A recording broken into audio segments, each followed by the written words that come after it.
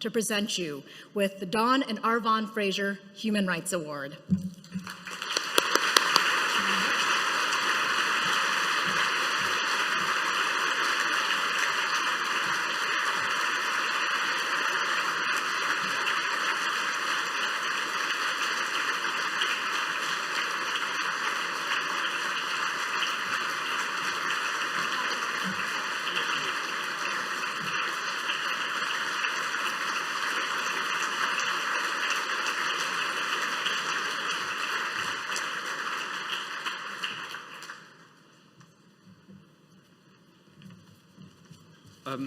Well, thank you, Rose. I think I have to start by saying how genuinely humbled I am by this award. I had it in my prepared speech, but hearing Rose explain it, really, I'm a bit speechless by hearing all of this. I'm also extremely grateful for this recognition, and I'm touched by how useful it seems that these reports have been that I've written are for many people advocating for human rights. When I started out writing these reports a couple of years ago, I thought, well, it's interesting to me. I think someone needs to hear about this and understand it, but I never imagined that it could be like this. Really, I never imagined this.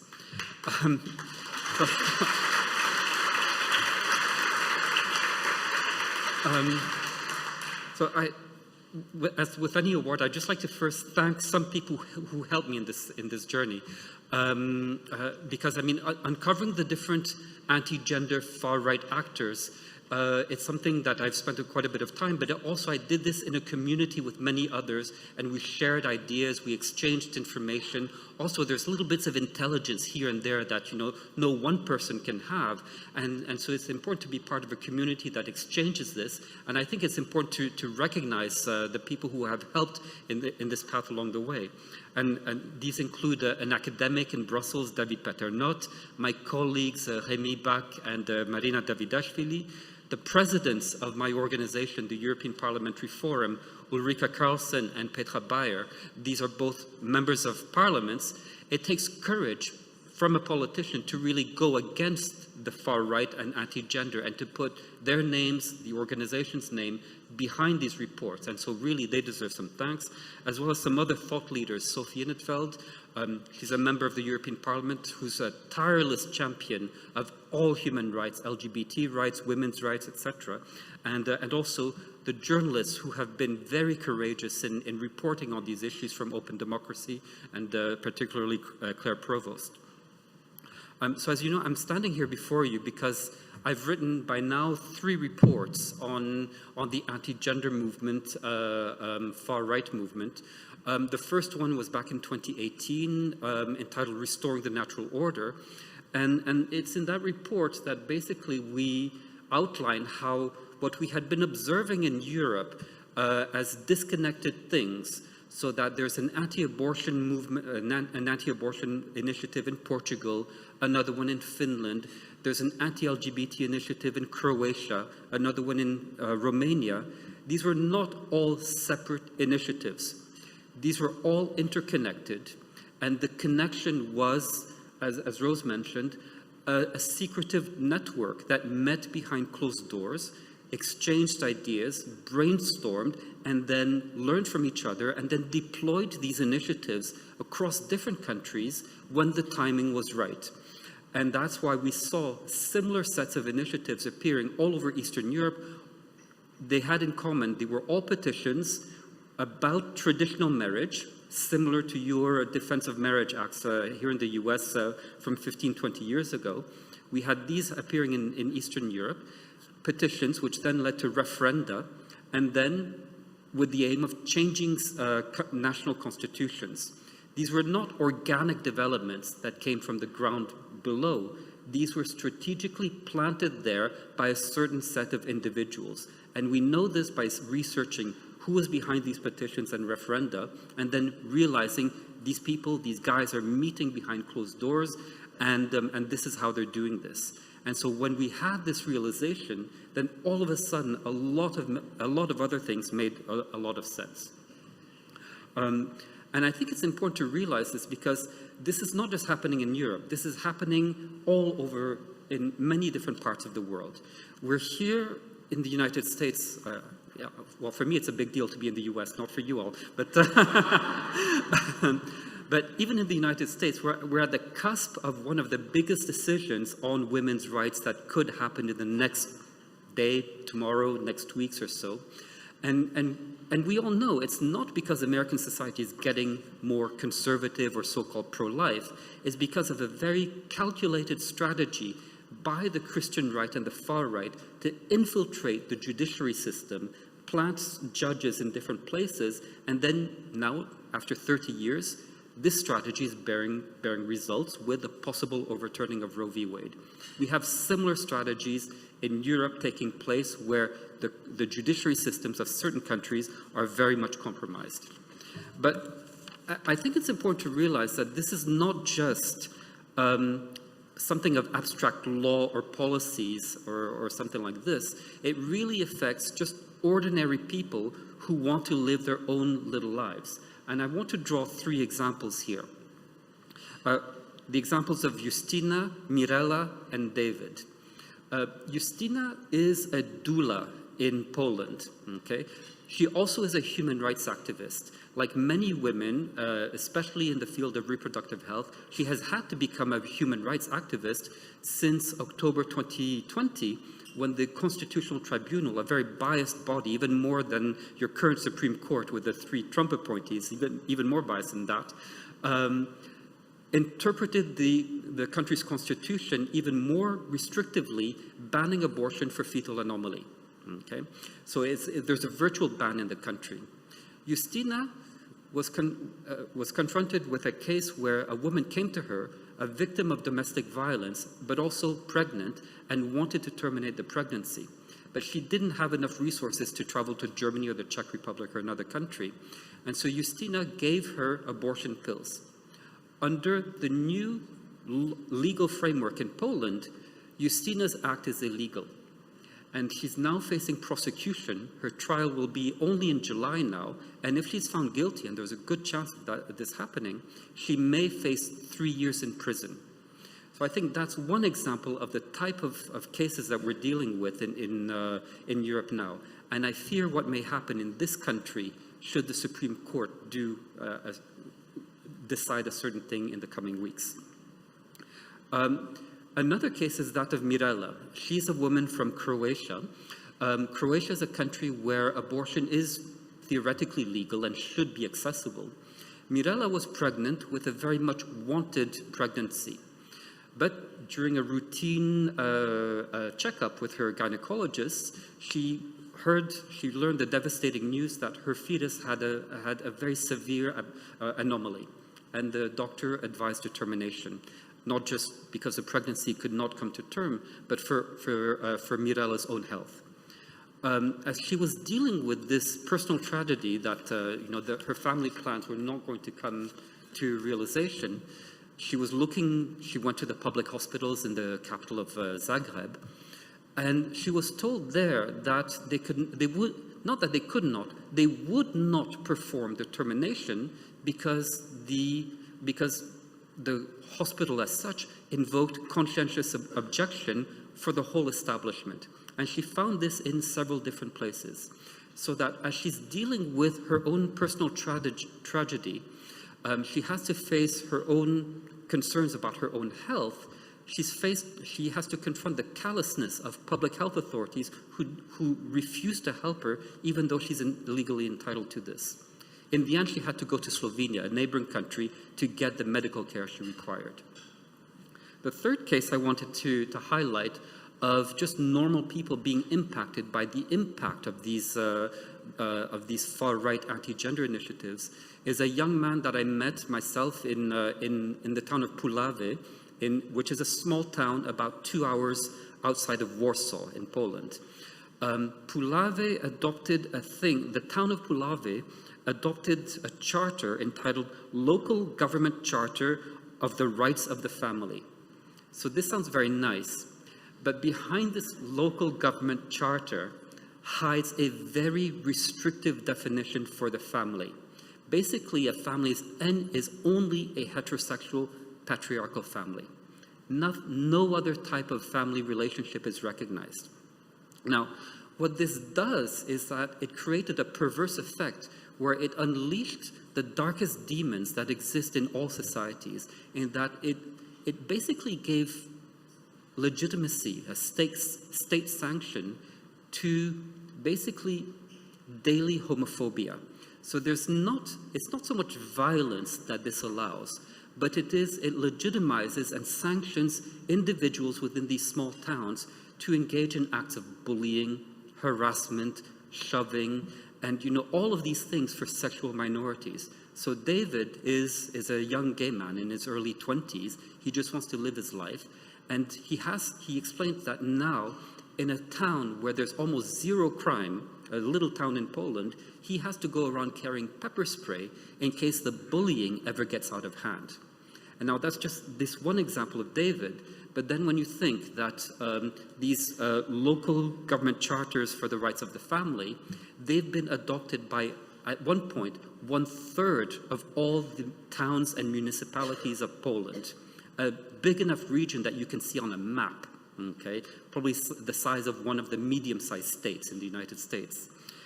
It got so bad that the LGBT activists and even the European Union condemned these charters, labeling them as LGBT-free zones. Okay, so imagine you're you're in a geographic area which is designated LGBT-free, and so this was a gross violation of human rights, and it's only thanks to pressure from the LGBT community, other human rights groups, and also public authorities from the European Union, when they told Poland, we're going to cut off your public funding unless you start revoking these charters, that by now there's a good number of them that have started revoking these charters. But just to give an example of how these laws and policies then translate into daily violations of human rights. And now, maybe with all of this, I think it's important to remember that Justina's case, the lady in Poland who's facing a trial, sadly, she's not alone in this situation. What we see now developing in Europe, I don't know what it's like here in the United States, but we see this definitely in Poland and in some other countries, is that when one stands up for human rights, then the human rights defenders are increasingly faced with lawsuits, these so-called strategic lawsuits against public participation, SLAP suits, okay? And we see that, in fact, this has developed into a whole industry where the anti-human rights, the anti-gender organizations use this, on the one hand, to silence their opponents, and equally, very cynically, to mobilize resources in the way that has just been done here. And the process is as follows, and this is what happened with me. First, they find a human rights defender, they say something that they don't like, they then announce on Twitter that they will sue them. Okay, so that's how you find out. And then the following week, then what happens is that you see that there's an email blast and a Twitter campaign fundraising to sue Neil Datta or sue someone else for this or that. And so like this, they fundraise off of the lawsuit against you. And then even if you, intellectually, you know this is an intimidation tactic, it's a very effective one. And so you see that not only are they trying to silence you, but they're fundraising off of you at the same time. And these are not just isolated cases. I mean, myself, I went to Poland last year in October, and we had our own political event there to really mark the 1 year of the restricted abortion policies in Poland. And so we had an informal dinner between ourselves from outside Poland and the Polish organizers. About 30 of us at the dinner. We realized that there were at least 5 of us that were all being sued at the same time by the same organization. And just this past weekend, I was in Copenhagen with speaking at a panel with Marta Lempart. Marta Lempart is the leader of the Polish women's strike. So if any of you have seen images on CNN or I guess not on Fox News, but CNN, about the demonstrations of women activists in Poland and now activists for human rights. If any of you have seen those images of Warsaw, etc., Marta is a lady who organized those demonstrations. She's able to bring together hundreds of thousands of people to mobilize for human rights in Poland. Marta was telling me that just this past weekend, she now reached her 101st lawsuit against her by different authorities, by private ultra-conservative NGOs, even, and the government and different actors. And as I said, myself, I'm facing a lawsuit for this because of what I said in a hearing in front of the European Parliament about the situation in Poland. And so my court date is 16 February 2023. So I have that to look forward immediately after Valentine's Day. So I think maybe one thing that these lawsuits illustrate is that I would suggest we're going beyond simply the culture wars around bodily autonomy. So we're familiar with those, especially here in the United States, you know what those are about. But I think here now we're seeing that these culture wars are slipping into a process of eroding democracy itself. And that we see that the groups behind a number of these anti-gender far-right initiatives are also unstitching the foundations that we thought were sacrosanct for a functioning liberal democracy. And we see this here in the United States. I don't need to mention another thing that's happening currently right now. Aside from the Supreme Court, there's the January 6th hearings taking place in Washington. But we see a similar phenomenon, although adapted to different local realities in many, many different countries around Europe and indeed the world. And when we take a look at this, and this is part of the work that I've been doing with my reports, I've come to the realization that for some of these anti-human rights, these far-right anti-gender actors, for some of them, really the main objective is to change laws and policies so that they reflect their own personal interpretation of certain religious texts, okay? We know the religious background behind opposition to some women's rights or LGBT rights. But increasingly, we find that now the people taking up these issues is wider. And it looks like there's a certain number of actors who are really much more far-right oriented, who have seized upon these same issues, abortion, women's rights, LGBT rights, gender issues, mainly in a utilitarian way in order to access power. And by accessing power, then they can unstitch certain fundamental democratic principles to stay in power. And so we can see that maybe in certain cases, our human rights, there's simply an accident along the way for certain forces in society to access power. Now, an important thing to keep in mind is that these forces, as Rose mentioned, as I've highlighted in my reports, these are not random, they're not organic that come up from the ground up. These are transnationally connected and very strategic. We know that they've met in different places. One of them is the World Congress of Families. Another setting is a network called Agenda Europe. And what we see is a certain common pattern. The types of people that are there have the US Christian right. No big surprise there, I think including in this room. Another set of actors are Russian actors, specifically oligarchs close to the Kremlin. And then another set of actors are European far-right actors. And European far-right actors, just remember what all of you learned in your history classes many years ago. European far-right is the European far-right of the 1930s and 40s. Okay? These are fascist, post-fascist elements. These are now all coming together and having a common agenda around certain issues related to what they call life, family, and freedom. And we know that they meet. The next meeting will be in Mexico City in October. And it's in these meetings that they produce bad, horrible ideas, which are then implemented nationally. Just one most recent example is an anti-gay bill in the Parliament of Ghana, just in the autumn of last year. And we see that now an emerging champion among these far-right actors has been the Russian Federation.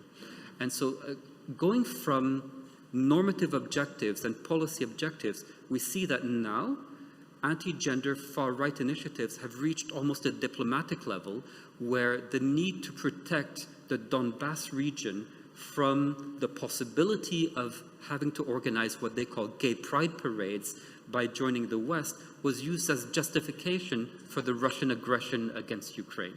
So we see how far up it has gone in some countries, this idea that human rights for certain categories of people can pose an existential threat.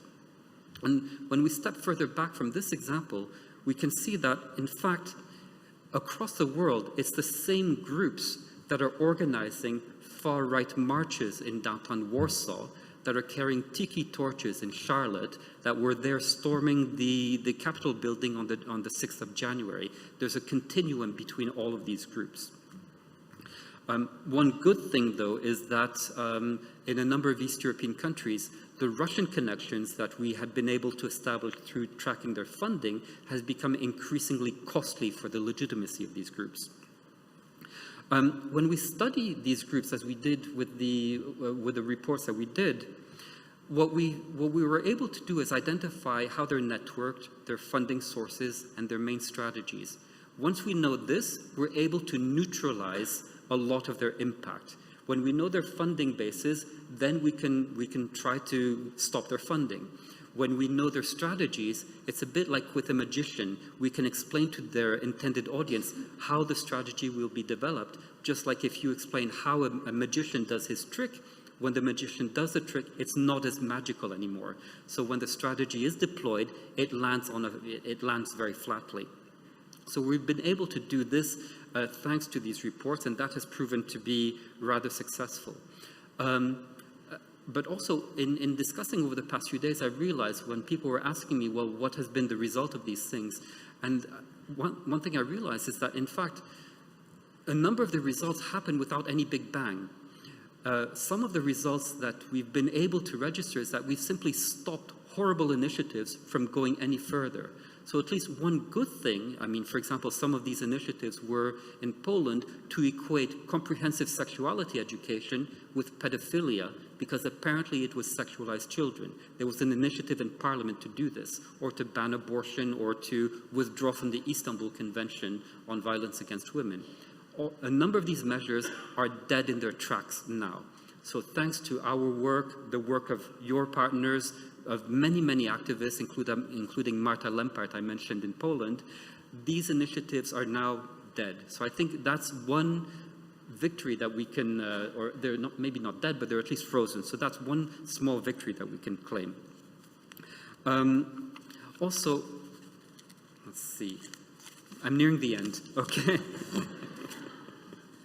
So I think that's one good thing that we can think of.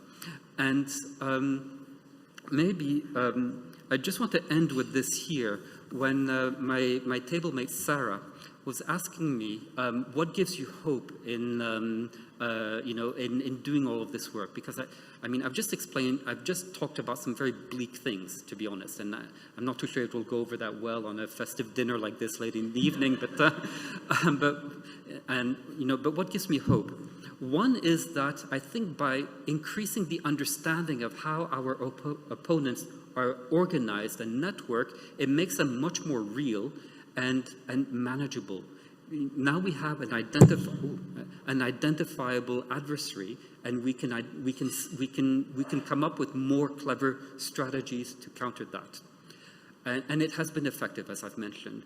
But another thing that really gives me hope, and I was just realizing as I spent a lovely 3 days here in Minneapolis, is a gathering like this, where there's so much positive energy, so much talent, the unique way that the Advocates is able to really bring in so many volunteers and very talented volunteers to channel their goodwill towards helping out with this situation is really very hopeful. And I think it's an amazing model that you have here. And I think that provides me, and I hope all of you, with hope when we're confronted with these seemingly impossible challenges, to be able to find each other, to have a sense of community, to know that we're all trying to pitch in our own little bit to make a difference, I think that is very hopeful.